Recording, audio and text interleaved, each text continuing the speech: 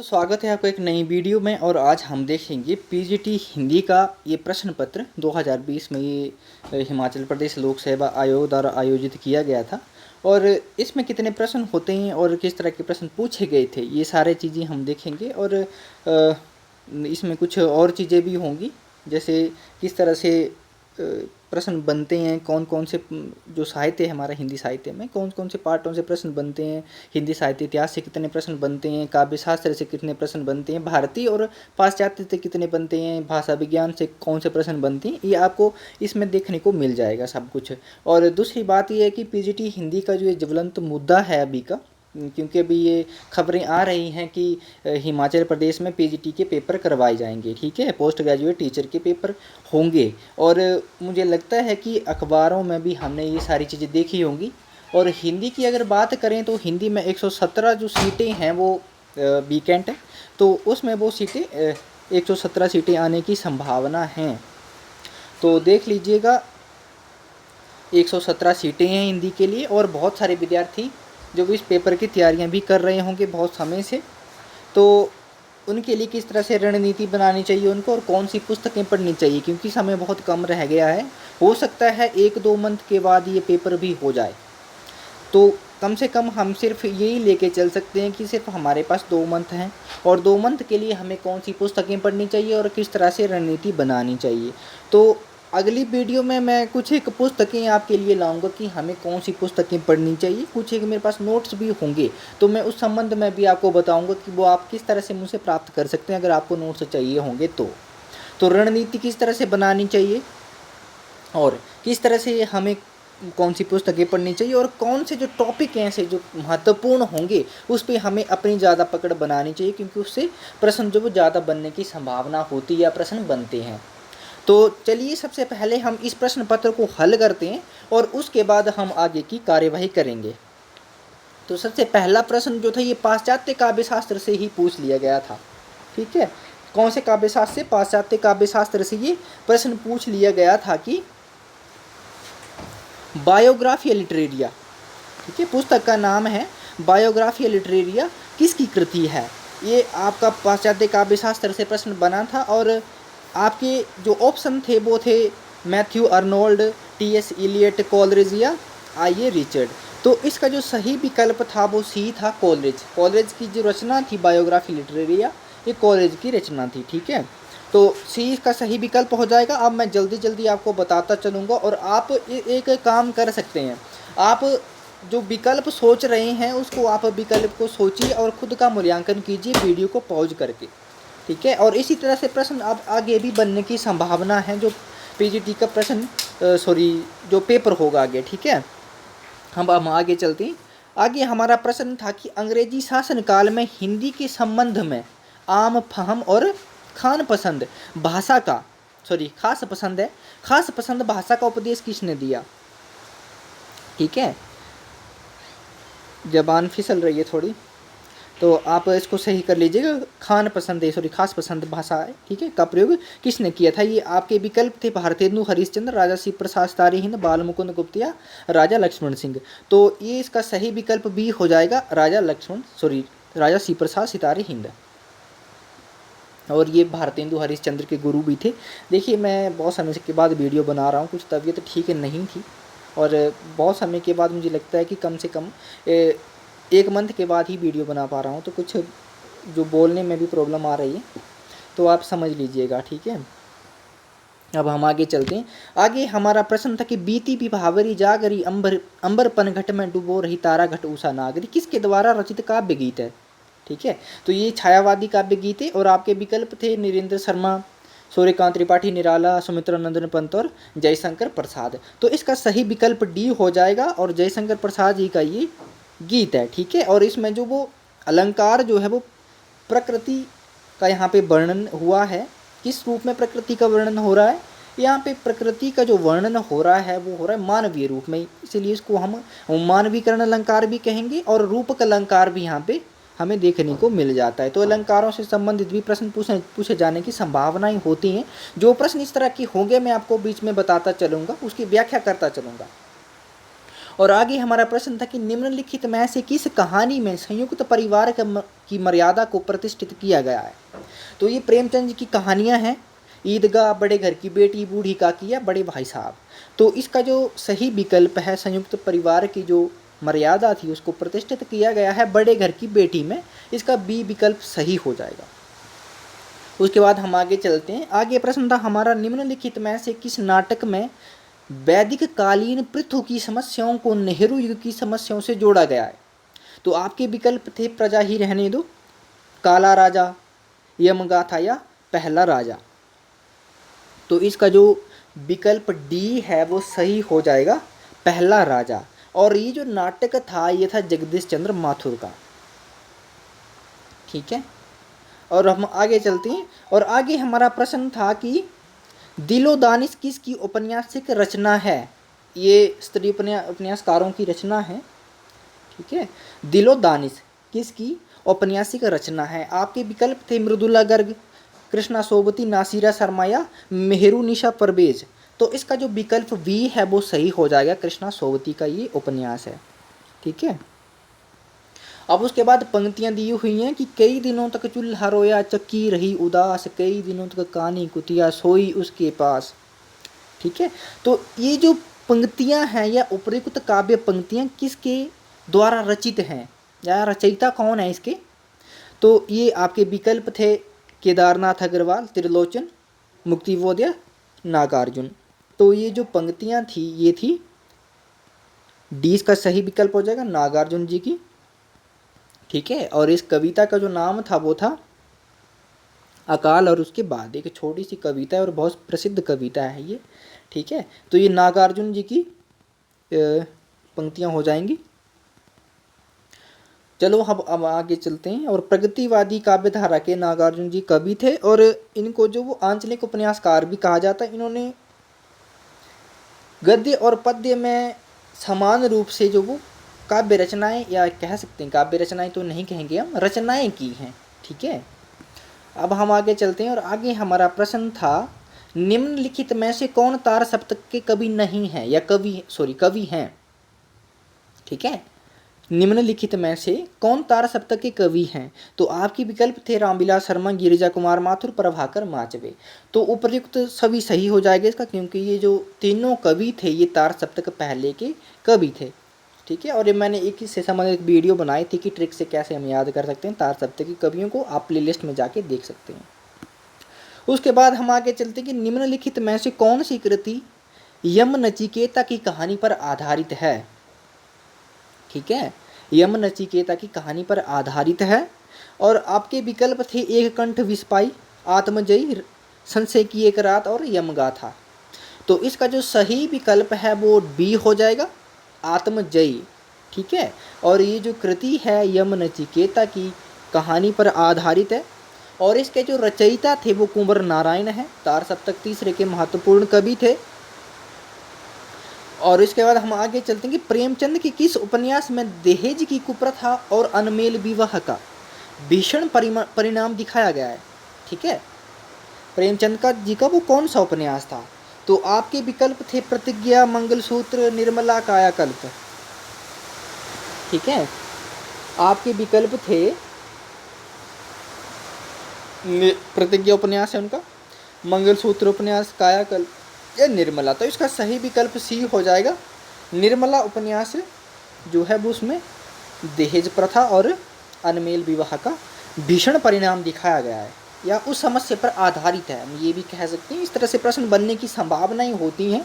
और पीजीटी हिंदी में प्रेमचंद जी से संबंधित एक प्रश्न जरूर बनता है और एक प्रश्न प्रसाद से जरूर बनता है। जितने भी मैंने पीजीटी के एग्ज़ाम देखे हैं 2016 से मैं देख रहा हूँ कि किस तरह से प्रीवियस ईयर में जो क्वेश्चन पूछे गए थे, तो प्रसाद जी से संबंधित उनके नाटकों के संबंध में एक प्रश्न पूछा जाता है। और किसी तरह भी कोई भी नाटक हो वो उससे समस्याएं पूछ सकते हैं उन नाटकों की, उनके कालक्रम अनुसार उनको लगाने के लिए पूछ सकता है। तो इस तरह से प्रेमचंद जी के भी प्रश्न बनने की संभावनाएं होती हैं उपन्यासों से। उसके बाद हम आगे चलते हैं कि निम्नलिखित में से कौन सी द्विवेदी युगीन हिंदी कविता की प्रवृत्ति या विशेषता नहीं है। तो आपके विकल्प थे प्रबंधात्मकता, व्यक्तिगतता, ठीक है, व्यक्तिगता, और उसके बाद इतिवृत्तात्मकता, उपदेशात्मकता। ठीक है, आपके ये 4 विकल्प थे प्रश्न संख्या 11 के। तो इसका जो सही विकल्प है वो बी हो जाएगा, वैयक्तिकता। ठीक है, और वैयक्तिकता जो ये विशेषता थी ये द्विवेदी युगीन कविता की नहीं थी, ये जो थी विशेषता थी ये आपके छायावाद युग में हमें देखने को मिलती है। दुख ही ये जो हमें विशेषता है ये हमें छायावादी युग की में देखने को छायावादी युग में देखने को मिलती है। ठीक है, उसके बाद हम आगे चलते हैं। देखिए, आप कहेंगे कि व्यक्तिगता किस तरह की है, कि इसमें ये होता है कि जो कवि होते हैं, लेखक होते हैं, वो अपने संबंध में बहुत ज़्यादा लिखते हैं, अपने संबंध में लिखने की कोशिश करते हैं या अपने संबंध में लिखते हैं। ये कह सकते हैं कि व्यक्तिगता उनके जो काव्य में है, खुद का ही दुख सुख हमें देखने को मिल जाता है। तो ये छायावाद की बहुत महत्वपूर्ण विशेषता हो जाती है व्यक्तिगता। ये जो है वो हमें द्विवेदी युग में देखने को नहीं मिलती है। प्रबंधात्मकता हमें देखने को मिलती है द्विवेदी युग में, इतिवृत्तात्मकता भी है और उपदेशात्मकता भी है। ठीक है, निराला जी की एक पंक्तियां हैं, दुख ही जीवन की कथा रही, क्या कहूँ जो आज नहीं कही। तो देखिए, इस तरह की उन्होंने अपने खुद के बारे में कहा है, तो व्यक्तिगता वहाँ पे झलकती है। हमें छायावाद युग की विशेषताएं आपको पता होना चाहिए। उसके बाद हम चलते हैं कि भारतेंदु का कौन सा नाटक नाट्य रस या लास्य रूपक है, या लास्य रूपक कहा जाता है। प्रश्न संख्या 12। प्रश्न संख्या 12। तो आपके विकल्प थे नील देवी, श्री चंद्रावली, भारत जननी या भारत दुर्दशा। तो आपका विकल्प डी इसमें सही हो जाएगा। और अब मैं जल्दी जल्दी बताऊंगा। उसके बाद जयचंद के मूर्खतापूर्ण कुचक्र के कारण पृथ्वीराज के अंत का चित्रण किस नाटक में हुआ है। देखिए, मैंने कहा था प्रसाद जी के नाटकों से संबंधित एक प्रश्न किसी भी तरह से बन सकता है और बना हुआ है। तो आपके विकल्प हैं सज्जन, प्रायश्चित, करुणालय या विशाख। ठीक है, प्रश्न संख्या 13। और प्रश्न संख्या 13 का जो सही विकल्प है, प्रश्न संख्या 13 का सही विकल्प बी हो जाएगा, प्रायश्चित। ठीक है, उसके बाद हम आगे चलते कि किस साहित्यकार ने अपनी आत्मकथा को स्मृति यात्रा यज्ञ कहा है। ठीक है, अपनी आत्मकथा को स्मृति यात्रा यज्ञ कहा है। तो आपके विकल्प थे रामविलास शर्मा, हरिवंश राय बच्चन, अमृतलाल नागर, वृंदावन लाल वर्मा। आपके ये विकल्प हैं। और प्रश्न संख्या 14 का जो सही विकल्प है वो बी हो जाएगा। देखिए, हरिवंश राय बच्चन जी की जो 4 आत्मकथाएं हैं, 4 भागों में जो विभाजित हैं, वो बहुत महत्वपूर्ण है हिंदी साहित्य में। ठीक है, वो हमें पता होनी चाहिए कि वो उनका पहला भाग क्या था, क्या भूलूं क्या याद करूं, 1969 में आया। ठीक है, उसके बाद बसेरे से दूर। ठीक है, और उसके बाद नीड का निर्माण फिर, और उसके बाद जो था वो 10 द्वार से 100 पान तक की 4 आत्मकथाएं थी उनकी, और उनके प्रकाशन वर्ष का भी हमें पता होना चाहिए, क्योंकि इस तरह से प्रश्न बनने की संभावनाएं हो सकती हैं। इस तरह से प्रश्न बन सकता है कि हरिवंश राय बच्चन जी की जो आत्मकथा का भाग नहीं है इनमें से, और आपको 4 विकल्प दे दिए और उनमें से एक गायब कर दिया।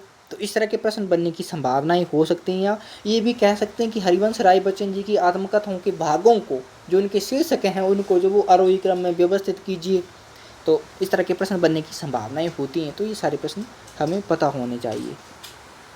उसके बाद आगे चलते हैं हम कि निम्नलिखित में से कौन सा निबंध हजारी प्रसाद द्विवेदी का नहीं है। आपके विकल्प थे कल्पलता, अशोक के फूल, आलोक पर्व और रेती के फूल। तो आपका विकल्प डी सही हो जाता। ये जो है वो रेती के फूल जो है, ये जो निबंध है ये रामधारी सिंह दिनकर का है, ना कि हजारी प्रसाद द्विवेदी का। उसके बाद हम आगे चलते हैं कि शशि वदनी या नायिका ताप हरिती है जोय। उपयुक्त काव्य पंक्ति में कौन सा अलंकार है। ठीक है, उपयुक्त काव्य पंक्तियों में कौन सा अलंकार है कि शशि वदनी या नायिका ताप हरती है जोय। उपयुक्त पंक्तियों में कौन सा अलंकार है। आपके विकल्प थे परिकर, दृष्टांत, ब्याज स्तुति या प्रयोक्ति। ये आपके विकल्प थे। और प्रश्न संख्या 16 है यहाँ पे, प्रश्न संख्या 16। और प्रश्न संख्या 16 का जो विकल्प है वो ए सही हो जाएगा, परिकर अलंकार यहाँ पे देखने को मिल जाएगा।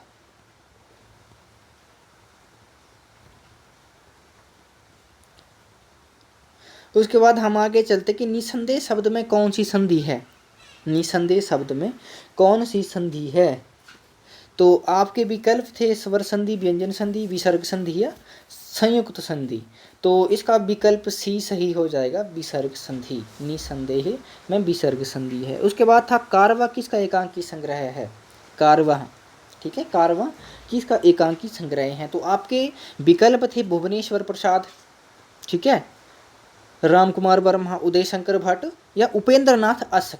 तो इसका जो आपका सही विकल्प वो हो जाएगा आपका भुवनेश्वर प्रसाद का ये जो है वो एकांकी संग्रह है। और इस नाटक से हिंदी में समस्य नाटक जो है उसका जन्म होता है, ठीक है।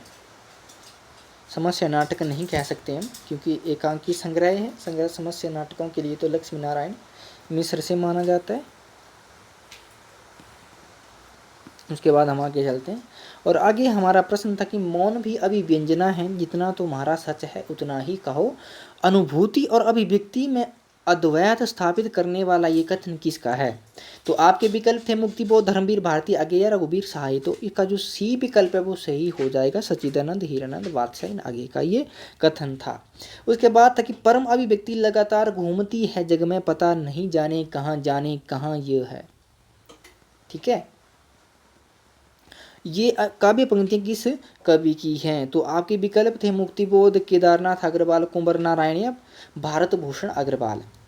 तो ये जो पंक्तियाँ हैं ये हैं मुक्तिबोध जी की, ठीक है, गजानन माधव मुक्तिबोध की ये पंक्तियाँ हैं और अंधेरे में कविता से ली गई हैं। उसके बाद था हमारा कि निम्नलिखित मध्यकालीन कवियों का रचनाकाल की दृष्टि से सही अनुक्रम है, ठीक है। रचनाकाल की दृष्टि से मध्यकालीन कवियों का सही अनुक्रम, और आपके विकल्प थे देव बिहारी, मतीराम या पद्माकर। तो इसका सही विकल्प हो जाएगा आपका डी, यानी कि बिहारी 1595 में, मतीराम जो हैं वो आपके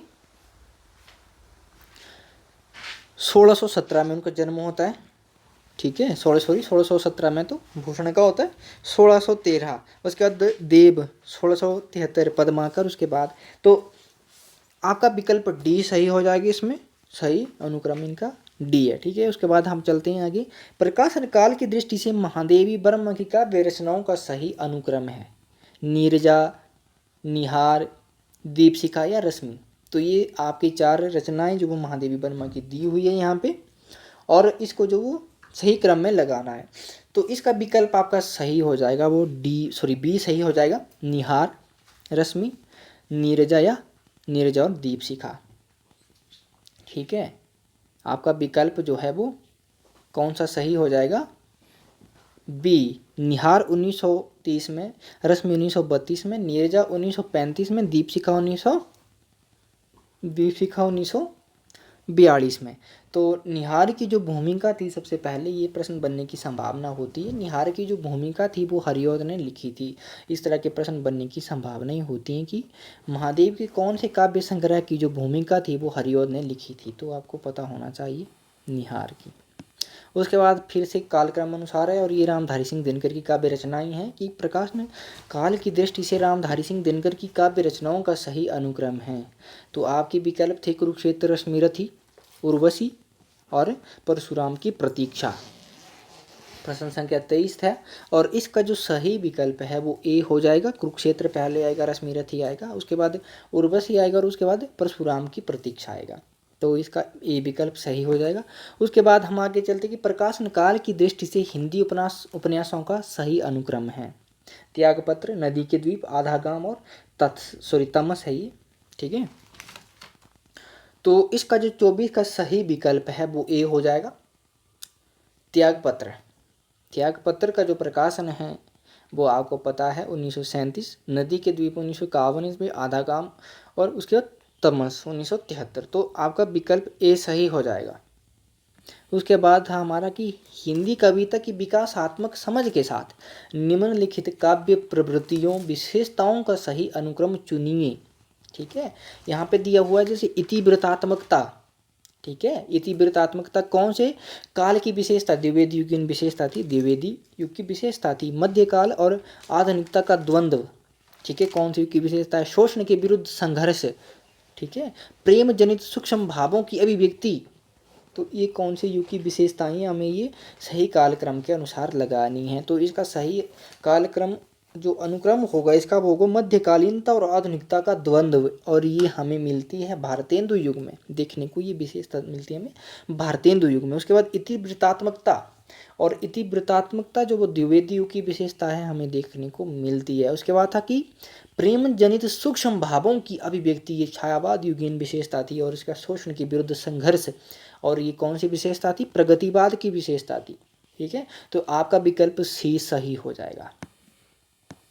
उसके बाद हम आगे चलते कि कौन सा दर्रा, अब यहाँ पे जो हिमाचल के जो जनरल क्वेश्चन है यानी कि सामान्य ज्ञान के प्रश्न जो वो बनने लग पड़े हैं यहाँ से 26 प्रश्न संख्या 26 से। ठीक है, तो कुछ एक प्रश्न हिमाचल के होंगे और कुछ एक प्रश्न जो नेशनल और इंटरनेशनल जीके की भी होंगे, और करंट अफेयर के भी कुछ एक प्रश्न बने होते हैं। ठीक है, और मुझे लगता है कि ये 15 या 20 तक के प्रश्न होते हैं जो सामान्य ज्ञान के होते हैं। और पहला ही प्रश्न था आपका कि कौन सा दर्रा लाहौल और स्पीति को जोड़ता है। ठीक है, कौन सा दर्रा लाहौल और स्पीति को जोड़ता है। आपके विकल्प थे पिन पार्वती, ठीक है, पादरी, ठीक है, और तामसर या कुंजम।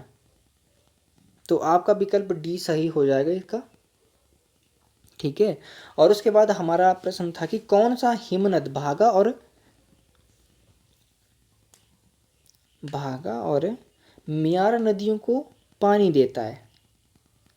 यहाँ पे ये प्रिंट संबंधी मिस्टेक है, मिस्टेक भी नहीं कह सकते क्योंकि धुंधला सा दिख रहा है मुझे।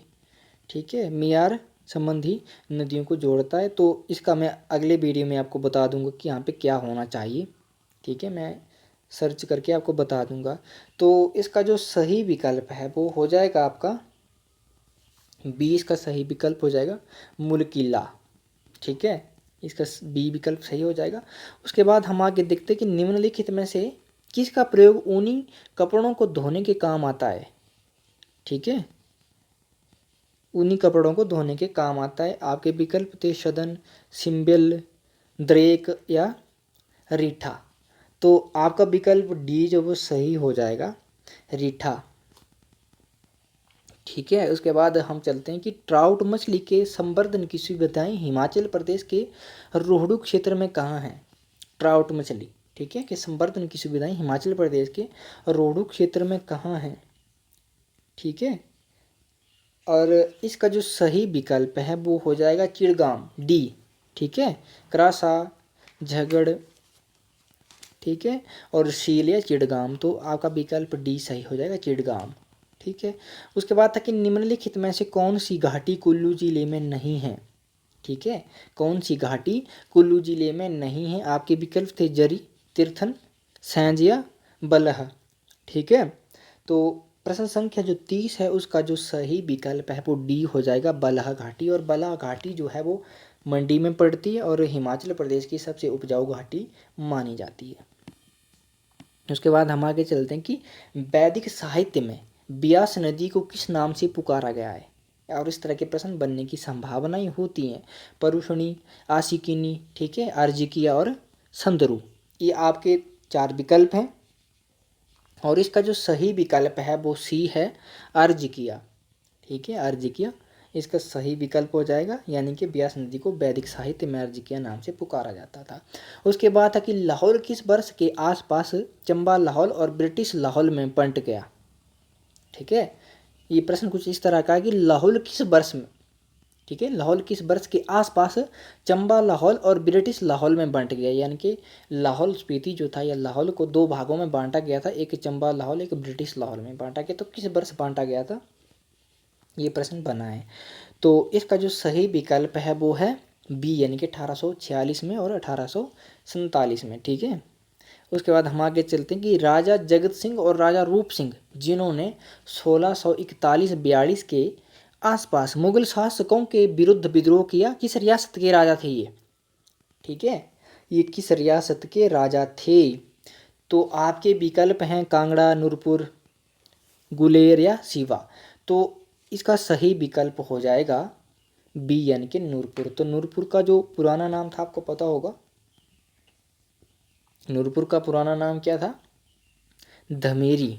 ठीक है, धमेरी इसका नाम पड़ता है। नूरपुर जो नाम था ये जहांगीर की पत्नी नूर जहां के नाम पर पड़ा था। जब उन्होंने यात्रा की थी, जो हिमाचल प्रदेश की रियासतें थी, उन्होंने जब वो नूरपुर से गुजरे तो धमेरी रियासत को उन्होंने नूर जहां के नाम पर नूरपुर नाम रखा था।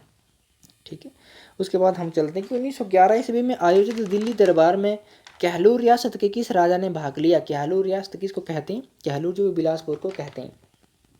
ठीक है, तो 1911 में, ठीक है, आयोजित दिल्ली में आयोजित दरबार में, ठीक है, कहलूर रियासत के किस राजा ने भाग लिया था। इस तरह के प्रश्न बनने की संभावनाएं होती हैं। आपके विकल्प थे खड़गचंद, विजयचंद, अमरचंद या भीमचंद। तो इसका जो सही विकल्प है वो है आपका सी, अमरचंद ने। ठीक है, उसके बाद था कि चित्रकार शोभा सिंह का संग्रहालय किस स्थान पर है। आपके विकल्प थे अंद्रेटा, नगर, केलांग या चंबा में। तो आपका जो ए विकल्प है यहाँ पे सही हो जाएगा अंद्रेटा में, और ये पालमपुर में पड़ता है। ठीक है, और आपके उसके बाद अगला प्रश्न था कि दिसंबर 2015 के आसपास किस देश ने अपना विश्व बैंक बनाया। ठीक है, दिसंबर 2015 के आसपास किस देश ने अपना विश्व बैंक बनाया। तो आपके विकल्प थे जापान, अमेरिका, चीन या सऊदी अरब। ठीक है, तो इसका जो सही विकल्प है वो सी है, यानी कि चीन ने। उसके बाद हमारे सामने ये धुंधला हो गया है। ठीक है, सितंबर होगा यहाँ पे। सितंबर 2016 के आसपास माइकल टेमर, ठीक है, किस देश के राष्ट्रपति बनाए गए। माइकल टेमर किस देश के राष्ट्रपति बनाए गए। तो ये करंट से संबंधित प्रश्न है, तो ये हमें पता होना चाहिए। वैसे 2020 में ये प्रश्न पूछा गया है, तो हाँ, ये हो सकता है कि राष्ट्रपति से संबंधित भी प्रश्न बनने की संभावनाएं होती हैं। ठीक है, या जो प्रधानमंत्री होते हैं। तो आपका जो विकल्प यहाँ पे सही हो जाएगा वो बी सही हो जाएगा, ब्राज़ील का। ठीक है, ब्राज़ील के ये राष्ट्रपति बने थे। उसके बाद था कि यहाँ पे ये एक मिस्टेक हो गया है, मुझे समझ नहीं आ रहा कि ये क्या लिखा होगा। मिस्टेक भी नहीं है। पुलित्ज़र पुरस्कार किस क्षेत्र में एक क्षेत्र के योगदान के लिए दिया जाता है। ठीक है, पुलित्ज़र, अब मुझे अच्छे तरीके से याद नहीं आ रहा कि कौन सा पुरस्कार है। अगली वीडियो में आपको बता दूंगा कि कौन से क्षेत्र में ये और कौन सा पुरस्कार था 38 का। ठीक है, 38 का आपको बता दूंगा, और ये साहित्य के क्षेत्र में दिया जाता है और ये अमेरिका द्वारा दिया जाता है, साहित्य से यहाँ पे लिखा है, परंतु इसके संबंध में मैं आपको अगली वीडियो में बता दूंगा। 2-3 क्वेश्चन जो वो यहाँ पे कुछ मिस्टेक है। उसके बाद अगला प्रश्न की ओर चलते हैं, और अगला प्रश्न था कि वैलेंटाइन डे। ठीक है, वैलेंटाइंस दिवस किस दिन मनाया जाता है। ये एक किस तरह का प्रश्न पूछ लिया गया, मुझे खुद नहीं पता। 12 जनवरी को, 14 फरवरी को, या 16 मई को, या जुलाई 28 को। तो ये सब को ही पता होगा मुझे लगता है, और इसका सही विकल्प बी हो जाएगा, 14 फरवरी को। उसके बाद था कि क्षेत्रफल के आधार पर विश्व में सबसे बड़ा देश कौन सा है। क्षेत्रफल के आधार की बात की गई है, तो आपका विकल्प यहाँ पे ए सही हो जाएगा, रूस। ठीक है, और रूस का जो क्षेत्रफल है वो सबसे ज़्यादा है विश्व में, रूस देश का। और रूस जो है वो ये इसकी एक विशेषता है कि ये 2 महाद्वीपों में फैला हुआ है। एक तो एशिया महाद्वीप में आता ही है, और दूसरा यूरोप महाद्वीप में भी कुछ एक भाग जो वो रूस का पड़ता है। और क्षेत्रफल की दृष्टि से सबसे बड़ा देश जो रूस है। ठीक है, उसके बाद हम आगे चलते हैं कि वनस्थली विद्यापीठ भारत के किस राज्य में है। ठीक है, वनस्थली। तो आपके विकल्प थे बिहार, उड़ीसा, उत्तराखंड या राजस्थान। इस क्वेश्चन को भी मैं आपको दोबारा से बताऊंगा क्योंकि मुझे खुद कन्फ्यूजन है। ठीक है, क्वेश्चन संख्या 41, इसको मैं फिर से बताऊंगा आपको कि क्या था इसका, क्या विकल्प होना चाहिए इसका, और क्या था ये प्रश्न। तो इसका जो डी विकल्प है राजस्थान, वो सही हो जाएगा। उसके बाद है कॉफ़ी का सबसे बड़ा उत्पादन भारत के किस राज्य में होता है। ठीक है, कॉफ़ी का उत्पादन भारत के किस राज्य में सबसे ज़्यादा होता है। ठीक है, आपके विकल्प थे केरल, कर्नाटक, तमिलनाडु या गोवा। ठीक है, और इसका जो सही विकल्प था वो था आपका कर्नाटका में सबसे ज़्यादा होता है कॉफ़ी का उत्पादन। उसके बाद हम आगे चलते कि भारत के किसी भी अर्धसैनिक बल की अध्यक्षता करने वाली पहली महिला अधिकारी कौन है। ठीक है, भारत के किसी भी अर्धसैनिक बल की अध्यक्षता करने वाली पहली महिला अधिकारी कौन है? ठीक है, आपके विकल्प थे किरण बेदी, अर्चना रामसुंदरम, ठीक है, दुर्गा ठाकुर या इनमें से कोई नहीं।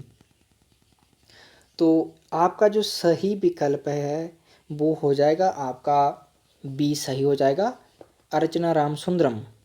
ठीक है, उसके बाद हम आगे चलते हैं। किस ग्रह का नाम समुद्र के देवता के नाम पर रखा गया है? ठीक है, किस ग्रह का नाम समुद्र के देवता के नाम पर रखा गया है? तो इसका जो सही विकल्प है वो हो जाएगा आपका सही डी, नेपच्यून। ठीक है, उसके बाद था हमारा प्रश्न कि रक्त के परिसंचरण, ब्लड सर्कुलेशन यानी कि खोज किसने की थी? ठीक है, ये साइंस से भी संबंधित एक प्रश्न बन गया है। ठीक है, तो आपके जो विकल्प थे आपको दिख रहे होंगे स्क्रीन पे, और इसका सही विकल्प जो ए है विलियम हार्वे। ठीक है, अब हम आगे चलते हैं। अब हमारा हिंदी साहित्य से संबंधित जो प्रश्न बनने लग पड़े हैं। ठीक है, प्रश्न था कि आचार्य रामचंद्र शुक्ल का हिंदी साहित्य के इतिहास सर्वप्रथम किसकी भूमिका में प्रकाशित हुआ था? ठीक है, तो ये आपके विकल्प थे। देखिए 25 से जब क्वेश्चन स्टार्ट हुए, 25, 30 और 45 तक की जो क्वेश्चन बने थे, तो 20 प्रश्न जो वो इंटरनेशनल जीके और नेशनल जीके के होते हैं, करंट अफेयर के होते हैं और हिमाचल से संबंधित होते हैं। ये चार जो हैं वो 4 भागों में आप इनको बांट सकते हैं, नेशनल, इंटरनेशनल और करंट अफेयर और हिमाचल से संबंधित प्रश्न बनने की संभावना है। और 20 प्रश्न ये बनते हैं और टोटल जो प्रश्न होते हैं वो 85 प्रश्न होते हैं। और ये जो प्रश्न है आचार्य रामचंद्र शुक्ल का कि हिंदी साहित्य का इतिहास सर्वप्रथम किसकी भूमिका में प्रकाशित हुआ था, तो आपके विकल्प थे नागरिणी प्रचारणी पत्रिका, हिंदी साहित्य सम्मेलन पत्रिका, हिंदी शब्द सागर या हिंदी साहित्य कोश। तो आपका विकल्प सी सही हो जाएगा, हिंदी शब्द सागर है। हिंदी शब्द सागर जो काशी नागरी प्रचारणी पत्रिका थी, ये काशी नागरी प्रचारणी सभा जो थी, उन्होंने एक ग्रंथ लिखने के लिए कहा था हिंदी शब्द सागर। ये जो ग्रंथ था ये शब्द कोश से संबंधित ग्रंथ था और इसके लिए 3 विद्वानों को नियुक्त किया गया था। उनमें आचार्य रामचंद्र शुक्ल भी थे और उन्होंने भूमिका लिखी थी। हिंदी शब्द सागर जो ग्रंथ था उसकी एक भूमिका लिखी थी, और वो जो भूमिका थी हिंदी साहित्य के विकास नाम से 1929 में प्रकाशित होती है। ठीक है, 1929 में जब ये प्रकाशित होती है तो ये भूमिका बहुत बड़ी हो गई थी, और 1940 में आचार्य रामचंद्र शुक्ल ने इस भूमिका को विस्तृत करके, परिवर्धित करके और इसको एक अलग ग्रंथ के रूप में प्रकाशित करवाया, हिंदी साहित्य का इतिहास। और आपको पता है कि हिंदी साहित्य का इतिहास आचार्य रामचंद्र शुक्ल का बहुत प्रसिद्ध ग्रंथ है, और जितने भी बड़े बड़े एग्जाम होते हैं उनके लिए जो आचार्य रामचंद्र शुक्ल जी को प्राथमिकता दी जाती है। ठीक है, तो आपका सी विकल्प सही हो जाएगा, हिंदी शब्द सागर। उसके बाद था कि साहित्य जनता की चित्तवृत्ति का सिंचित प्रतिबिंब होता है, ये कथन किसका है? तो ज़्यादा मैं टाइम नहीं लूँगा, ये आपको विद्वान दिख रहे होंगे। और ये जो कथन था ये था आचार्य रामचंद्र शुक्ल का। जब आप उनके इतिहास ग्रंथ को पढ़ेंगे तो आपको उधर ही देखने को मिल जाएगा। उसके बाद हम आगे चलते हैं। निम्नलिखित में से कौन सी भाषा संविधान की 8वीं अनुसूची में सम्मिलित नहीं है? ठीक है, संविधान की 8वीं अनुसूची में 22 भाषाओं को जो है वो स्थान दिया गया है, तो उनमें से कौन सी भाषा सम्मिलित नहीं है? ठीक है, तो आपके विकल्प थे भोजपुरी, मैथिली, संस्कृत और नेपाली। तो इसका सही विकल्प ए हो जाएगा, यानी कि भोजपुरी। और भोजपुरी के संबंध में एक प्रश्न मैं आपको बता रहा हूँ यहाँ पे, जो एक विशेषता है कि हिंदी प्रदेशों में सबसे ज़्यादा लोगों द्वारा विवृत यानी कि बोली जाने वाली जो बोली है वो भोजपुरी है, यानी कि खड़ी बोली से भी ज़्यादा भोजपुरी हिंदी प्रदेशों में बोली जाती है। ठीक है, इस तरह के प्रश्न बनने की संभावना होती है। आपका विकल्प ये सही हो जाएगा। उसके बाद कि ध वर्ण जो है उसका उच्चारण स्थान क्या है? ठीक है, ध वर्ण का, तो आपके विकल्प थे मूर्धन्य, ओष्ठय, दंतय या कंठय। तो आपका विकल्प सी सही हो जाएगा, दंतय। उसके बाद था कि औरत शब्द किस भाषा का है? ठीक है, औरत शब्द किस भाषा का है? आपके विकल्प थे हिंदी, फारसी, पंजाबी या अरबी। तो इसका सही विकल्प डी हो जाएगा, यानी कि अरबी का है ये। ठीक है, उसके बाद था कि एक या अधिक अक्षरों से बनी हुई स्वतंत्र सार्थक ध्वनि को क्या कहते हैं? ठीक है, एक या अधिक, ठीक है, एक या एक से अधिक होना चाहिए था यहाँ पे। अधिक अक्षरों से बनी हुई स्वतंत्र सार्थक ध्वनि को क्या कहते हैं? स्वतंत्र भी है और सार्थक भी है वो, उस ध्वनि को क्या कहेंगे? आपके विकल्प थे शब्द, वर्ण, अव्यय या वाक्य। तो इसका जो सही विकल्प है वो हो जाएगा आपका शब्द। ठीक है, भाषा की जो सबसे सूक्ष्म, ठीक है, छोटी और सार्थक स्वतंत्र इकाई कौन सी है? शब्द है। ठीक है, आपको इस तरह के पता होना चाहिए। और भाषा की सबसे छोटी इकाई क्या है? वर्ण या ध्वनि है। तो ये हमें पता होनी चाहिए। उसके बाद हम आगे चलते हैं और इस तरह के प्रश्न बनने की संभावनाएं होती हैं। वस्तुओं के विषय में विधान करने वाले शब्द को क्या कहते हैं? ठीक है, वस्तुओं के विषय में विधान करने वाले शब्द को क्या कहते हैं? आपके विकल्प थे क्रिया, क्रिया विशेषण, संबंध सूचक या समुच्चय बोधक। ठीक है, आपकी ये विकल्प रहे। और इसका जो सही विकल्प है वो ए हो जाएगी, इनके क्रिया। ठीक है, उसके बाद हम आगे चलते हैं और आगे हमारा प्रश्न था, जिस समास में दूसरा शब्द प्रधान होता है वहाँ कौन सा समास होता है? ठीक है, जिस समास में दूसरा शब्द प्रधान होता है वहाँ कौन सा समास होता है? ये परिभाषा ही पूछ ली गई है समास की। तो इसका जो सही विकल्प है वो हो जाएगा आपका बी, यानी कि तत्पुरुष समास होता है। ठीक है, न किस वर्ग का व्यंजन है? न किस वर्ग का व्यंजन है? आपके विकल्प थे प वर्ग, ट वर्ग, च वर्ग या त वर्ग। तो ये त वर्ग का जो है वो व्यंजन है, त, थ, द, ध, न। ठीक है, तो टी इसका सही विकल्प हो जाएगा। उसके बाद हम आगे चलते हैं कि निम्नलिखित में से कौन सी उपभाषा राजस्थानी हिंदी की नहीं है? ठीक है, राजस्थानी हिंदी की उपभाषा नहीं है। और इस संबंध में, भाषा विज्ञान के संबंध में, हिंदी की उत्पत्ति, हिंदी की उपभाषाएं, बोलियां, उनकी मुख्य विशेषताएं मैंने आपको पढ़ा दी हुई हैं। आप जब प्लेलिस्ट में जाएंगे तो आपको उधर ये सारी कुछ देखने को मिल जाएंगी। तो इसका जो सही विकल्प है वो बी हो जाएगा, यानी कि मगही। और मगही जो है वो किसकी उपभाषा है? बिहारी हिंदी की उपभाषा है। ठीक है, आपका विकल्प बी सही हो जाएगा। उसके बाद हम चलते हैं कि बुंदेली किस हिंदी की बोली है? ठीक है, देखिए आप वहाँ जो मैंने प्लेलिस्ट आपको बनाई हुई है और पढ़ाया हुआ, अब आप वहाँ जाएंगे तो ये सारे प्रश्न आपके बन रहे हैं। 3-4 प्रश्न बने हैं। 3-4 प्रश्न आपके कभी भी वो एग्ज़ाम में मिस नहीं होंगे, मैंने क्योंकि उस तरह से पढ़ाया है, उस लेवल का या उस तरह का पढ़ाया हुआ है। ठीक है, तो आपके विकल्प थे बिहारी हिंदी, पूर्वी हिंदी, राजस्थानी हिंदी या पश्चिमी हिंदी। तो आपका विकल्प डी सही हो जाएगा, पश्चिमी हिंदी की जो बुंदेली बोली है। ठीक है, उसके बाद हम आगे चलते कि कितने वर्षों के हिंदी साहित्य के इतिहास को आचार्य रामचंद्र शुक्ल ने 4 कालों में विभक्त किया है? ठीक है, आचार्य रामचंद्र शुक्ल ने कितने वर्षों के इतिहास को 4 कालों में विभक्त किया है? तो 900 वर्षों के इतिहास को। ठीक है, आपको ये प्रश्न बनने की संभावनाएं होती है। ठीक है, 900 वर्षों के इतिहास को जब आप आचार्य रामचंद्र शुक्ल का इतिहास पढ़ेंगे तो आपको उधर ये पहले ही देखने को मिल जाएगा। उन्होंने खुद ही कहा है कि 900 वर्षों के इतिहास को 4 कालखंडों में बांटने का प्रयास किया है। ठीक है, उसके बाद था कि पद्मावती समय किस काव्य रचना का अंश है? आपके विकल्प थे बिसलदेव रासो, खुमान रासो, पृथ्वीराय रासो या हमीर रासो। ठीक है, तो इसका जो सही विकल्प है वो सी हो जाएगा, यानी कि पृथ्वीराय रासो का ये समय सर्ग है। ठीक है, समय से ही हम अंदाज़ा लगा सकते हैं क्योंकि पृथ्वीराय रासो में जो सर्ग है उनको समय कहा गया है, 69 समय हैं वो। ठीक है, पृथ्वीराय रासो में। अब हम आगे चलते हैं और आगे था कि जगनिक के आल्हा, ठीक है, आल्हा वीर गीत किस ऋतु में गाए जाते हैं?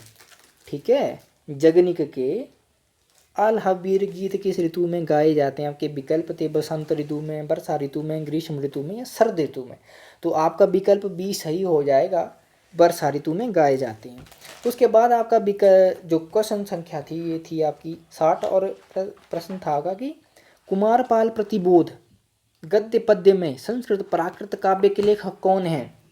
ठीक है, कुमारपाल प्रतिबोध, कुमारपाल चरित, ये 2 प्रश्न जो ये रचनाएं हैं बहुत कन्फ्यूजिंग है क्योंकि बहुत मिलती जुलती हैं, तो यहाँ पे हमें पता होना चाहिए। तो आपके विकल्प थे सोमप्रभ सूरी, हेमचंद्र, जनाचार्य मेरुतुंग या विद्याधर। तो ये सोमप्रभ सूरी की रचना है। ठीक है, कुमारपाल प्रतिबोध। और कुमालपाल चरित जो है वो हेमचंद्र जी की रचना है। ठीक है, अब हम आगे चलते हैं कि गीतावली की रचना गोस्वामी जी यानी कि तुलसीदास जी ने सूरदास के अनुकरण पर की है। बाल लीला के कई एक पद ज्यों के त्यों सूरसागर में भी मिलते हैं, केवल राम श्याम का अंतर है, ये कथन किस आलोचक का है? ठीक है, ये कथन किस आलोचक का है? आपके विकल्प थे नंद दुलारी वाजपेयी, माता प्रसाद गुप्त, आचार्य रामचंद्र शुक्ल और ब्रजेश्वर ब्रह्मा। ठीक है, ब्रजेश्वर ब्रह्मा। तो आपका विकल्प सी इसका सही हो जाएगा, यानी कि आचार्य रामचंद्र शुक्ल ने अपने इतिहास में ये कहा है। उसके बाद चलते हैं कि अष्टछाप के किस कवि, ठीक है, जो अष्टछाप के 8 कवि हैं, अष्टछाप के कवि किस दार्शनिक मत के को मानने वाले थे? ठीक है, मत के मानने वाले थे, मत को मानने वाला होना चाहिए यहाँ पे, मत को मानने वाले थे। तो आपके विकल्प थे अद्वैतवाद, शुद्धाद्वैतवाद, द्वैताद्वैतवाद और विशिष्टाद्वैतवाद। और इसका जो सही विकल्प है वो बी हो जाएगा, यानी कि शुद्धाद्वैतवाद, क्योंकि आचार्य वल्लभाचार्य जो थे वो शुद्धाद्वैतवाद के प्रवर्तक भी उनको माना जाता है। वैसे तो उनके जो गुरु थे मध्वाचार्य उनको माना जाता है, परंतु वल्लभाचार्य जी को भी शुद्धाद्वैतवाद का प्रवर्तक माना जाता है। तो उनके जो शिष्य हुए छाप में 4 जो वल्लभाचार्य के थे और 4 उनके पुत्र विठलनाथ के शिष्य थे, तो शुद्धाद्वैतवाद से प्रभावित थे और उस दार्शनिक मत को मानते थे, यानी कि इसका विकल्प बी सही हो जाएगा। उसके बाद हम आगे चलते हैं कि रास पंचाध्याय किसकी रचना है? ठीक है, रास पंचाध्याय आपके विकल्प थे सूरदास, नंददास, कुंभनदास या कृष्णदास। तो आपका विकल्प बी सही हो जाएगा, यानी कि नंददास की ये रचना है। उसके बाद था कि मीराबाई की उपासना किस प्रकार की थी? ठीक है, मीराबाई की उपासना किस प्रकार की थी? आपके विकल्प हैं साख्य भाव की थी, दास्य भाव की थी, शांत भाव की थी, माधुर्य भाव की थी। तो आपका विकल्प डी सही हो जाएगा, माधुर्य भाव की थी, क्योंकि उन्होंने कृष्ण के जो अपने पति के रूप में जो भक्ति की थी, अपने पति के रूप में मानती थी, तो उनके जो उपासना थी, उनके जो काव्य में जो स्वर है वो माधुर्य भाव का था, और कुछ एक दास्य भाव का भी हमें देखने को मिल जाएगा। ठीक है, तो डी विकल्प सही हो जाएगा इसका। उसके बाद था कि अमिये हलाहल मद भरे, श्वेत श्याम रतनार, जियत मरत झुकी झुकी परत, जहीं चितवत इकबार। उपयुक्त दोहे के रचयिता कौन है? आपके विकल्प थे बोधा, आलम या उपयुक्त में से कोई नहीं। तो आपका जो विकल्प सी है वो सही हो जाएगा, रसनिधि। ठीक है, रसनिधि का ये जो दोहा है ये रसनिधि का है। ठीक है, सॉरी, रसनिधि का भी नहीं, हम इसको कह सकते हैं ये रसनिधि का भी नहीं है, इनमें से कोई नहीं, उपयुक्त में से कोई नहीं होगा, क्योंकि रसनिधि का भी नहीं है दोहा। ये रीतिकालीन किसी कवि का है, मुझे याद नहीं आ रहा कि किस कवि का ये, परंतु ये रीतिकाल के किसी कवि का दोहा है। इसको बिहारी का दोहा भी मान लेते हैं, परंतु ये बिहारी का दोहा नहीं है। अब उस कवि का मैं नाम भूल गया हूँ, रसनिधि का नहीं है, ये बिहारी का भी नहीं है, क्योंकि कुछ एक लोग जो वो इस दोहे को बिहारी का दोहा मानते हैं, परंतु बिहारी का दोहा भी नहीं है ये। ठीक है, तो अगले वीडियो में इसके संबंध में आपको बताऊंगा, परंतु इसका जो विकल्प है यहाँ पे डी हो जाएगा। ये कन्फर्म है कि इन तीनों में से किसी भी कवि का ये दोहा नहीं है। ठीक है, अब हम आगे चलते कि विराग उत्पन्न होने पर वृंदावन जाकर घनानंद ने किस संप्रदाय के वैष्णव हो गए थे? घनानंद जी वो किस संप्रदाय के वैष्णव हो गए थे? तो आपके विकल्प थे वल्लभ संप्रदाय, निम्बार्क संप्रदाय, चैतन्य संप्रदाय या रामानुज संप्रदाय। ठीक है, रामानुज संप्रदाय। तो इसका जो आपका सही विकल्प है वो बी हो जाएगा, यानी कि निम्बार्क संप्रदाय के ये वैष्णव हो गए थे। ठीक है, उसके बाद था कि मनोहर की सूफी काव्य कथा का नायक है। ठीक है, मनोहर। तो आपका विकल्प था चित्रावली, इंद्रावती, मृगावती या मधुमालती। तो इसका सही विकल्प जो वो डी हो जाएगा, मधुमालती। ठीक है, उसके बाद था कि अजगर करे न चाकरी, पंछी करे न काम, दास मलुका कही गए सबके दाता राम। आलसियों का ये मूल मंत्र देने वाले मलुकदास किस काव्य धारा के कवि थे? ठीक है, इस तरह के प्रश्न बनने की संभावनाएं होती हैं। प्रेमाश्रय निर्गुण काव्य धारा, ज्ञानाश्रय निर्गुण काव्य धारा, राम भक्ति सगुण काव्य धारा, कृष्ण भक्ति सगुण काव्य धारा। तो आपका विकल्प बी सही हो जाएगा, ज्ञानाश्रय निर्गुण काव्य धारा के ये कवि थे, बी विकल्प सही है। ठीक है, उसके बाद कि खेती ना किसान को, भिखारी को ना भीख, बलि बनिग को वनिज न चाकर को चाकरी, जीविका विहीन लोग सिद्धिमान सोच, वर्ष कहे एक एकन को। ठीक है, कही कहाँ जायका करी। देखिए यहाँ पे जो ये पंक्तियाँ हैं ये धुंधली हो गई हैं, इसलिए मैं सही तरीके से इसका पढ़ नहीं पा रहा हूँ इसको। ये उपरोक्त काव्य पंक्तियों के रचयिता कौन है? तो इसके जो रचयिता हैं वो तुलसीदास जी थे, और ये पंक्तियाँ जो हैं वो कवितावली में आई हैं। ठीक है, मैंने इतना भी बता दिया कौन सी रचना में आई है, कवितावली में उनकी ये पंक्तियाँ आई और कलिकाल से संबंधित ये पंक्तियाँ थी। ठीक है, अब हम आगे चलते हैं। और आगे हमारा प्रश्न था कि कर्म जोग पुनि ज्ञान उपासन सब ही भ्रम भरमायो, श्री वल्लभ गुरु तत्व सुनायो, लीला भेद भेद बतायो। उपरोक्त काव्य पंक्तियों में उद्धृत, ठीक है, लीला तत्व जानने का आत्मराध्य किस कवि का है? ठीक है, यहाँ पे भी ये प्रश्न सही तरीके से नहीं दिख रहा है, और ये प्रश्न जो वो किसने किया है, किस कवि का है? ठीक है, आपके विकल्प यहाँ पे आपको दिख रहे होंगे स्क्रीन पे, नंददास, परमानंदास, कुंभनदास या उपयुक्त में से कोई नहीं। ठीक है तो इसका जो डी विकल्प है वो सही है, उपयुक्त में से कोई नहीं, क्योंकि ये सूरदास जी ने कहा है, ये सूरदास जी का है। ठीक है, अब हम आगे चलते हैं कि खड़ी बोली का प्रथम महाकाव्य है। आपके विकल्प थे साकेत, लोकायतन, कामायनी, उपरोक्त में से कोई नहीं। तो इसका डी विकल्प सही हो जाएगा, क्योंकि उपरोक्त में से कोई भी नहीं है, क्योंकि खड़ी बोली का जो है वो प्रथम महाकाव्य वो प्रिय प्रवास है। ठीक है, उसके बाद हम आगे चलते कि निम्नलिखित में से कौन सा नाटक लाला श्रीनिवास दास का नहीं है? ठीक है, कौन सा नाटक लाला श्रीनिवास दास का नहीं है? आपके विकल्प जो वो दमयंती स्वयंवर, तप्ता संवरण, रणधीर प्रेम मोहिनी या संयोगिता स्वयंवर। तो ए विकल्प इसका सही है, दमयंती स्वयंवर। ठीक है, अब हम आगे चलते हैं कि हम कौन थे क्या हो गए हैं और क्या होंगे अभी, आओ विचारे मिलकर ये समस्याएं सभी। ठीक है, राष्ट्रीय भावना और जागरण स्वर की प्रधानता से युक्त उपयुक्त काव्य पंक्तियों के रचयिता कौन है? ठीक है, तो आपके विकल्प थे रामधारी सिंह दिनकर, माखनलाल चतुर्वेदी, बालकृष्ण शर्मा नवीन या मैथिली शरण गुप्त। ठीक है, तो आपका डी विकल्प सही हो जाएगा, ये मैथिली शरण गुप्त जी की पंक्तियां और भारत भारती से उद्धृत हैं या ली गई हुई है। उसके बाद था कि निम्नलिखित में से कौन सी रचना, काव्य रचना मुख्यतः स्त्री जीवन की विडंबना को चित्रित करती है? ये जो सारी रचनाएं हैं, ये जो लंबी कविता हम कह सकते हैं, ये जयशंकर प्रसाद जी की हैं। ठीक है, प्रश्न संख्या 74 आपके सामने है, और इसके जो विकल्प हैं शेर सिंह का शास्त्र समर्पण, पेशोला की प्रतिध्वनि, प्रलय की छाया, अशोक की चिंता। तो इसका जो सही विकल्प है वो सी हो जाएगा, प्रलय की छाया में मुख्यतः स्त्री जीवन की विडंबना को चित्रित किया गया है।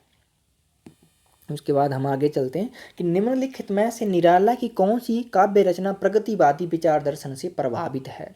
प्रगतिवादी विचार दर्शन से आपके विकल्प थे राम की शक्ति पूजा, कुकुरमुता, तुलसीदास या सरोज स्मृति। तो आपका बी विकल्प सही हो जाएगा, कुकुरमुता। और उसके बाद हमारे सामने अगला प्रश्न था कि मैं बचपन को बुला रही थी, बोल उठी बिटिया मेरी। ठीक है, नंद नंदन सी फूल उठी ये छोटी सी कुटिया मेरी। हृदय को प्रभावित करने वाली वात्सल्य अनुभूति से युक्त ये कविता किसकी है? ठीक है, तो आपके विकल्प थे सुभद्रा कुमारी चौहान, महादेवी वर्मा, सूर्यकांत त्रिपाठी निराला या मैथिली शरण गुप्त। तो आपका विकल्प ए सही हो जाएगा, सुभद्रा कुमारी चौहान। ठीक है, और उसके बाद हम आगे चलते हैं, और आगे हमारा प्रश्न था कि मिथ के संबंध में निम्नलिखित में से कौन सा कथन सही नहीं है, यानी कि गलत है। ठीक है, मिथ के संबंध में आप विकल्पों को आपको दिख भी रहे होंगे, और आप इसको सही तरीके से पढ़ भी लीजिए। और यहाँ पे जो सही कथन नहीं है मैं आपको वो बता देता हूँ। इसका जो सी विकल्प है वो सही है, क्योंकि मिथ का अतीत से अपने को अलग करने का उपक्रम है। मिथ का अतीत से अलग नहीं कर सकते खुद को। ठीक है, वो अतीत से जुड़े होते हैं। उसके बाद हमारे सामने था कि सामूहिक अवचेतन सिद्धांत के प्रतिपादक थे, या प्रतिपादक कौन है? सामूहिक अवचेतन। ठीक है, सामूहिक अवचेतन। तो आपके विकल्प थे Karl Marx, Karl Gustav Jung, Freud या आइए रिचर्ड। तो ये मनोविश्लेषणवाद जो एक सिद्धांत चला था पाश्चात्य काव्य शास्त्र का, वो उससे हिंदी साहित्य भी प्रभावित होता है, आपको पता होगा। तो उसमें जो मनोविश्लेषणवादी सिद्धांत था उसके प्रवर्तक फ्रायड थे, परंतु उसमें भी अलग अलग तरह के उन्होंने सिद्धांत दिए थे और उसके जो कह सकते हैं कि विचारक हुए, ठीक है, बहुत सारे विचारक थे। तो उन्होंने एक सिद्धांत दिया था सामूहिक अवचेतन। तो इसके जो प्रवर्तक थे या प्रतिपादक थे वो थे कार्ल गुस्ताव युंग। आपका बी विकल्प सही हो जाएगा यहाँ पे। उसके बाद हम आगे चलते कि अपने साहित्यकार साथियों के संस्मरणात्मक रेखाचित्र महादेवी वर्मा ने अपनी किस पुस्तक में लिखे हैं, ठीक है। उनके साथी साहित्यकार थे, उनके समकालीन जो साथी साहित्यकार थे, उनके संस्मरणात्मक रेखाचित्र महादेवी ने अपनी कौन सी पुस्तक में लिखे। आपके विकल्प थे अतीत के चलचित्र, स्मृति की रेखाएं, पथ के साथी या मेरा परिवार। तो इसका जो सही विकल्प है वो सी हो जाएगा, यानी कि पथ के साथी। इसमें 12 रेखाचित्र हमें देखने को मिलते हैं, ठीक है। अब हम आगे चलते हैं कि निम्नलिखित में कौन सा गीति नाट्य सुमित्र नंदन पंत द्वारा रचित है, ठीक है। आपके विकल्प थे मत्स्यगंधा, ठीक है, शिल्पी, एक कंठ बिस्पाई या अग्निलेख। तो आपका विकल्प बी सही हो जाएगा, शिल्पी। उसके बाद हम आगे चलते हैं, उत्तर प्रियदर्शी किसकी रचना या किसका नाटक भी कह सकते हैं, परंतु ये गीति नाट्य है, ठीक है। आपके विकल्प थे धर्मवीर भारती, भारत भूषण अग्रवाल, लक्ष्मी नारायण राणे, सच्चिदानंद हीरानंद बादशाह इन आगे। तो इसका जो डी विकल्प है वो सही हो जाएगा और 1967 में इसकी रचना होती है और ये गीति नाट्य है, ठीक है। उसके बाद हम आगे चलते हैं कि शब्द की जिस शक्ति से उसके सांकेतिक अर्थ, ठीक है, सांकेतिक अर्थ अथवा प्रसिद्ध अर्थ का बोध हो वहाँ कौन सी शब्द शक्ति होती है। आपके विकल्प थे अभिधा शब्द शक्ति, लक्षण शब्द शक्ति, व्यंजना शब्द शक्ति या शब्द रूढ़ लक्षणा, सुधारूढ़ लक्षणा है यहाँ पे, ये लक्षणा शब्द शक्ति का भेद है एक। तो इसका ए विकल्प सही हो जाएगा, लक्षणा शब्द शक्ति की ये परिभाषा है, ठीक है। उसके बाद था कि जब एक ही शब्द एक ही अर्थ में अनेक बार प्रयुक्त हो तथा किसी आक्षमिक भाव को प्रकट करे तो वहाँ कौन सा अलंकार होता है, ठीक है, वहाँ कौन सा अलंकार होता है। प्रश्न क्या है, प्रश्न है कि जब एक ही शब्द एक ही अर्थ में अनेक बार प्रयुक्त हो तथा किसी आकस्मिक भाव को प्रकट करे, ठीक है, तो वहाँ कौन सा अलंकार होता है। तो आपका विकल्प बी सही हो जाएगा, यहाँ पे विप्सा अलंकार होगा, ठीक है। उसके बाद हम आगे चलते हैं और आगे हमारा प्रश्न था शब्दार्थो सहितो काव्यम, अर्थात शब्द और अर्थ का सहित भाव ही काव्य है, किसका कथन है ये, ठीक है, किसका कथन है। तो इसका विकल्प ए सही हो जाएगा, अलंकारवादी आचार्य और अलंकार संप्रदाय के प्रवर्तक भामा का ये कथन था, ठीक है। और उसके बाद हम आगे चलते हैं और आगे हमारा प्रश्न था कि विभावानुभावी विचारी संयोग आदर्श निष्पत्ति, आचार्य भरत के सूत्र, ठीक है, सूत्र की व्याख्या सर्वप्रथम किस आचार्य ने की, ठीक है। तो आचार्य भरतमुनि द्वारा जो ये सूत्र दिया गया था विभावानुभावी विचारी संयोग आदर्श निष्पत्ति, इसमें जो व्याख्यात आचार्य हुए उन्होंने 11 व्याख्यात आचार्य हुए थे, परंतु उनमें जो 4 आचार्य थे वो मुख्य थे, ठीक है। और ये चारों आचार्य आपके सामने हैं, आचार्य अभिनवगुप्त, आचार्य भट्टनायक, आचार्य शंकुक और आचार्य भट्टलोलट, ये 4 प्रमुख थे और 11 आचार्यों ने जो वो इसकी व्याख्या की थी। तो आपका विकल्प जो वो ए सही हो जाएगा, आचार्य भट्टलोलट ने जो वो सर्वप्रथम इस सूत्र की व्याख्या की थी। उसके बाद आचार्य शंकुक आते हैं, उसके बाद आचार्य भट्टनायक आते हैं और उसके बाद आचार्य अभिनवगुप्त आते हैं, और इस तरह से इनको कालक्रम अनुसार भी पूछ लिया जाता है, तो ये भी हमें पता होना चाहिए। तो ये आपके प्रश्न होते हैं ख़त्म, यहाँ पे हमने ये देख लिया। और अगली वीडियो में आपको बताऊंगा कि जो सारे प्रश्न हैं इन सारे प्रश्नों को मैंने देख लिया कि किस तरह से प्रश्न बनने की संभावनाएं होती हैं और कौन सी पुस्तकें हम पढ़ सकते हैं, कौन सी पुस्तकों से प्रश्न बनने की संभावनाएं रहेगी, और वो बताऊंगा। और पिछले जो कट ऑफ कितनी गई है, कौन सी कैटेगरी में कितनी गई है, उस के बारे में भी रिसर्च करके आपको उससे भी बताऊंगा। और आपको किस तरह से रणनीति बनानी है, कितनी सीटें हैं, ये तो चलो लग गया है पता, 117 सीटें जो हिंदी में बताई गई हैं, ठीक है। और किस तरह से रणनीति बनानी चाहिए हमें, ठीक है, और किस तरह से हमें पढ़ना है, कौन सी पुस्तकें हमारे लिए महत्वपूर्ण होंगी, काव्य शास्त्र के लिए कौन सी महत्वपूर्ण होंगी, भाषा विज्ञान के लिए कौन सी महत्वपूर्ण होंगी, साहित्य इतिहास कौन सा पढ़ना है, और गाइडें कौन सी लेनी है वो भी आपके लिए एक वीडियो में अलग से बता दूंगा। ठीक है, तो तब तक के लिए धन्यवाद आपका, और मिलते हैं हम अगले वीडियो में।